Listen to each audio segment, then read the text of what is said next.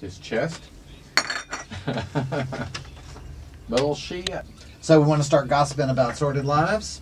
Oh, yeah. It's the dish. We have another short segment, and then we're going to go into a really long one. Okay, so you want to just wrap up the radio stuff then in this? And then Let's talk some more about the station. And then we'll do dirt on the second half. And then we'll go.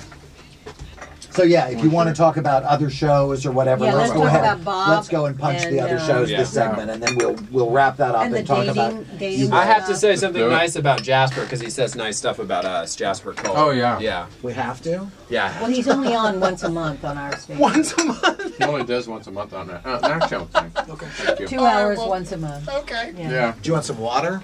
Oh yeah. Billy, could we get a bottle of water? Yeah, no problem. Yeah, he's only doing once a month. I told him, I said, really, he's pretty much just doing a podcast. It's hard to build an audience with once a month. It really is.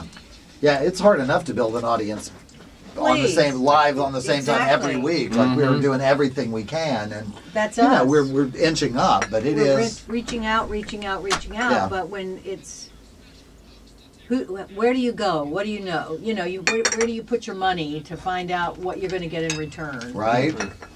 It's all hard. Just up there. And then there's just we're back in 10 seconds. Sorry, I forgot to give you a warning. Sorry. I'm like, shut up. And we're back with the Dinner Party Show with Tony Sweet and Ann Walker. And Philip Cohen on the Facebook page says, Ann, your line, give them cleavage every chance I get, sounds like a new Broadway song.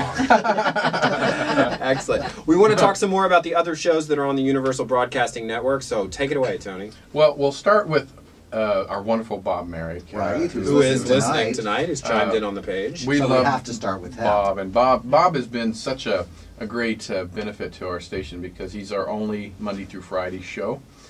He's on from 9 a.m. to 11 a.m. in the morning every day. And so Bob, he just booked Winona Judd. And wow. Huge. And he's such a positive person. And he's kind of he says it the opposite of a lot of the negative news of celebrities, of always the negative celebrities always get the attention. Journalism, yeah. Right. And so he's bringing the opposite, the people that show up on time and do their job. I see. Right, I get it. Accentuates the positive. Right, yes. right. Good. Somebody ought to. But it's most of the people in the business. Yeah, it's paying off with him. A great following, and it keeps growing. And so good for Bob. Yeah, and then you can talk about some. As she puts a cookie in her mouth, we'll go to Ann Walker. Well, one of my all-time favorite shows, besides Bob's, and besides ours, the best, is our dating show. Oh. We have a couple of dating shows. We have Finding Cupid with David Cruz on Tuesday nights,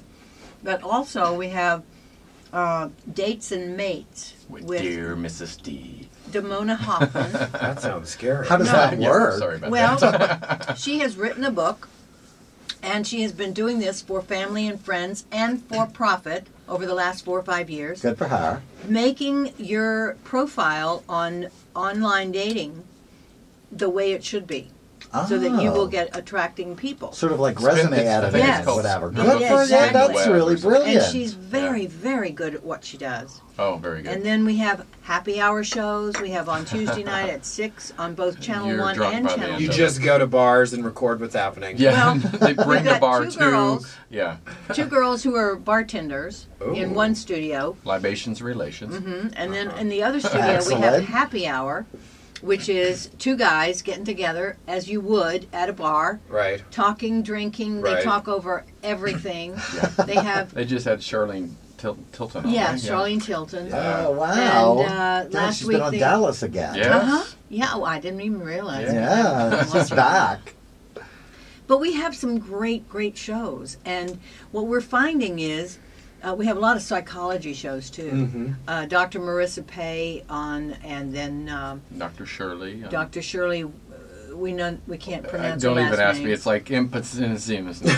But she's been, there's a contest every week to see who can pronounce her name, and that person gets to be a guest on the show. Yeah, she wins every week because she knows that she's on the air, so she can pronounce it herself. But she's been on television. She's been an expert person. Dr. Drew and a lot of stuff. Yeah. And, it's interesting when you started talking about morning shows. Reflectively, I thought, well, who's in front of their computer in the morning? But there is a very popular radio show host who was on terrestrial radio here in LA named Tom Likas. And when we started doing this, he did an interview, and he said to the interviewer, interviewer, he held up his cell phone. I'm holding up my cell phone right now. He said, "This is a radio now. This is a radio. Right. This is how a lot of people are listening to us. You can listen to the Dinner Party Show through a mobile app that we offer for free for Android and Apple devices. But you can carry it around with you. Like we've been set free. Like a transistor radio. Because when The you old say days. internet radio, people still envision being chained in front of their computer. And we have a lot of people who are listening to us tonight in that way, and they set up little speakers. Which is yeah. fine. There's That's a lot of fine, people, but yeah, the mobile apps. In fact, I went to a conference where Tom Likas was there. This is before even Anline went to a couple conferences, and Larry King and all of them were there. And they said that's the new transistor radio, and it's like TuneIn, which is an app, but over 30 million people tune into this, and you can listen to pretty much any radio station in the country and even world. Yeah. iHeartRadio was also one of them. Yeah. So, I love the fact Huge. that, and I am so behind the curve on learning about all of this. I know. But thank God I have Tony Sweet. But we all are. I mean, I feel like, we all rely on Tony, but it changes every day, I've too. got It's questions really, all we're the sort of time. all behind the curve. All the time. Do you see, is there anything in your research that foretells someone coming in and trying to grab control all of this, or trying to regulate it, or trying to They'll monetize regulate it? Clear channel internet. Well, Right. they're gonna. And I've been hearing this a lot about the internet. That everybody's internet's pretty much going to change in the future, and it's going to be more regulation. It's going to be more controlled, which is something that it shouldn't be. And we're fighting it, but it's just like when 9/11 happened, the Bush administration took really advantage of that when it comes to rights of the people. So they're going to keep using stuff, even with the Obama administration.